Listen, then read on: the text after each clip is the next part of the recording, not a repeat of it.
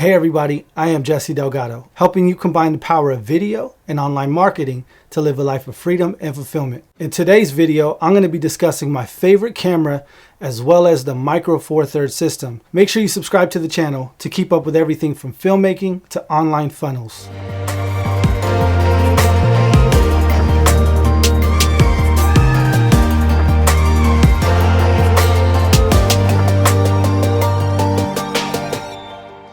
Hey everybody, thank you so much for stopping by to check out this video. I hope I can provide you with some information or some value to be able to help you in your purchasing decision, or even just help you make the most out of your Micro Four Thirds camera. When I first heard about the Micro Four Thirds system, or sometimes called MFT, I was thinking to myself, what is this? I knew that I wanted to make films and even do some photography, but it was confusing. My first Micro Four Thirds camera was a GH4, then I upgraded to a GH5. I've owned a G7 and a GX85, and I've shot with several different other Micro Four Thirds cameras as well. And I'll tell you the truth, by far, my favorite camera is the GH5. So let's get into one of the most obvious discussions around Micro Four Thirds, and that is the sensor size. The sensor on a Micro Four Thirds camera is actually a cropped sensor, meaning you have full frame, APS-C, and then Micro Four Thirds. Now, when I thought about making this video, there's a whole bunch of technical specs, there's a whole bunch of scientific data and analysis, what this stands for. And to be honest with you, that's just not my style. I'm gonna give you some information on why I choose this camera, why this camera works for me, and hopefully it could help you out where you're at. Okay, now there are some advantages and disadvantages to actually having a smaller sensor. For example, one of the disadvantages is that it lets in less light, which means if you're shooting in darker situations, a Micro Four Thirds camera is probably not the best option. Either that, or you're gonna have to get a really fast lens, which means you're gonna have to have a really wide aperture that allows more light to come into your sensor. One advantage, however, is that it actually zooms in closer to the image. So a focal length that is 100 millimeters will essentially give you the same field of view as 200 millimeters on a Micro Four Thirds camera. This could be a good thing or a bad thing depending on if you shoot wider images, like say real estate photography or video work, or if you shoot more telephoto type images like birds or things in nature. Personally, I don't see that this is much of a hang up for me. There's plenty of wide angle lenses that give you the focal length that you need. You just have to do the math. So for example, if I got a 7mm lens, then that's going to effectively be a 14mm field of view. I just love the Panasonic line of Micro Four Thirds cameras. There's also two Olympus, and even Blackmagic came out with Micro Four Thirds as well. And one of the things that I like most about it is its compact size. I mean, look how small this is. Without the lens, it's incredibly small. It's lightweight, it's portable. And if you're like me, I'm doing a lot of filmmaking that is solo filmmaking. I'm by myself, I'm out there traveling with a backpack. I need to fit as much gear as possible, and I need to have as much versatility as possible within a small camera body. To me, that's one of the biggest selling points. You have a very light and small footprint. For example, and I'll get into this later, but take a look at some of these lenses. Look at this lens. This is a 14, which is effectively a 28mm lens. Look how small that is. A 25, which is a 50, and a 15, which is a 30. So I love the fact that it's compact. I love the fact that it's lightweight. Now let's talk about something else called bokeh. Now, if you're not familiar with this, basically what they refer to as the blurred out images in the background when it forms those little round bulbs. They call that bokeh. And it's a really desired effect that a lot of filmmakers and photographers want to achieve, and it gives you that film look, or that look of quality or high production. Now with the bigger sensor, it's easier to achieve some of that depth of field because you have a larger field of view. But in my experience with lenses such as this 15mm 1.7 lens,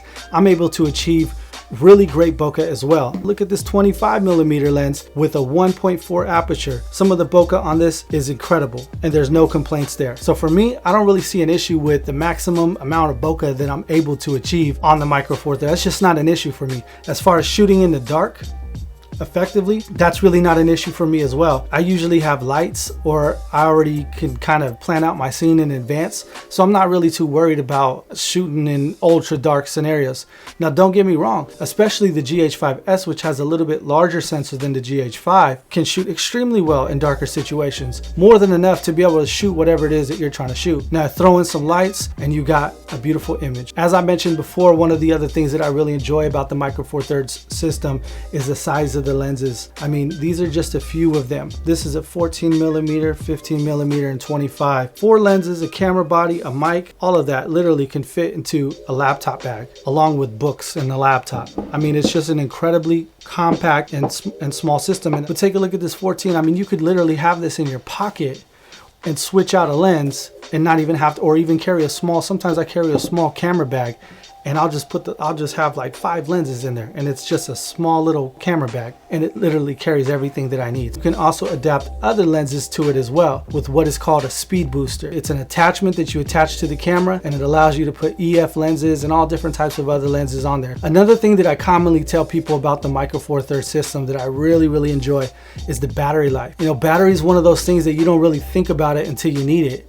You're out shooting all day and you need another battery, or you're burning through batteries and you don't have one. And I mean, I've been in a situation like that where I was shooting a wedding and I was shooting with different cameras and burning through batteries, and next thing you know, I burned through them all. What are you gonna do? You gotta start putting them on chargers. I mean, it just becomes a headache. It becomes a nightmare. And it's really the last thing that you wanna worry about when you're out there shooting, when you're out trying to get an image or shooting a wedding. You don't wanna miss a special moment because you ran out of a battery or you needed to even replace a battery. Another thing that I really enjoy and got me introduced into the Micro Four Thirds system, which is the cost. I mean, it's just a cost-effective camera system to get high quality professional like images for a really low cost. And really, the amount of features and benefits that you get for these cameras is really unmatched by any other type of camera that is out there. You get features like in-body image stabilization with the GH5. You also too get slow motion, 180 frames per second. You get 60 frames per second at 4K, which is incredible. There's just so many features that are jam-packed into these tiny, high-quality little camera bodies. Another thing that I really enjoy about the GH series specifically is the file sizes. You know, shooting all day, shooting a wedding or a music video, hours and hours of footage, you still wind up with relatively small file sizes compared to some of the larger cinema cameras. I mean, if you're shooting ProRes or RAW, you can burn through a terabyte really in no time. Versus shooting with the GH5, I mean, you could shoot all day and still not even come nowhere close to those kind of file sizes. So when it comes down to file management and storage of your footage, so once again, having the file size incredibly small and easy to manage is another reason why I like the Panasonic Micro Four Thirds system. Now, the truth of the matter is there are so many cameras out there, and there are plenty of good cameras. And really, when you break it all down, it really doesn't have much to do with the camera as much as it does to do with the technical knowledge, with the storytelling, with the lighting. There's so many other factors and variables that go into making a good image than just the camera. Granted, it's a start and it's a tool, but it's just one tool of many in the whole overall process. So if you're looking to get started, one of the cameras that I always recommend to people is the Panasonic G7.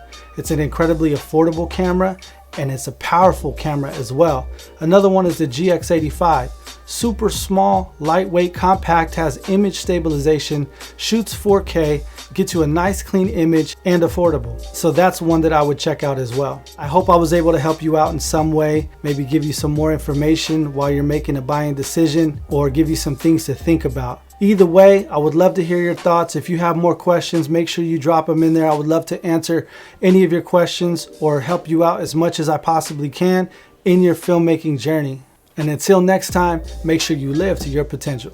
I hope this helped you out, gave you some information, or even something to think about in the middle of your buying decision or utilizing something that you already have. I would love to hear your thoughts, or if you have recommendations or comments or questions, make sure you put them down below, and I'll do my best to get to every single one of them. Until next time.